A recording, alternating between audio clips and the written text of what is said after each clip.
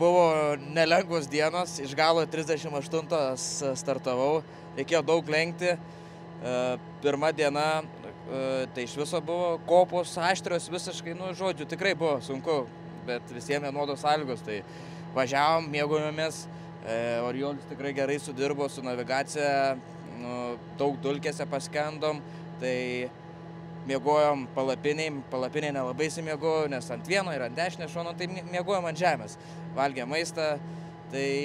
toks, nežinau, vakar sėdėjom vakare, Sainsas irgi toks nusiminęs, Paciuška irgi sako, irgi nepasisekė, tai žiūrėsim, kaip seksis,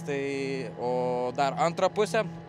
tai važiavom irgi neblogai, radom taškus visus ir prieš finišą likus 7-8 km prakirtom padangą, tai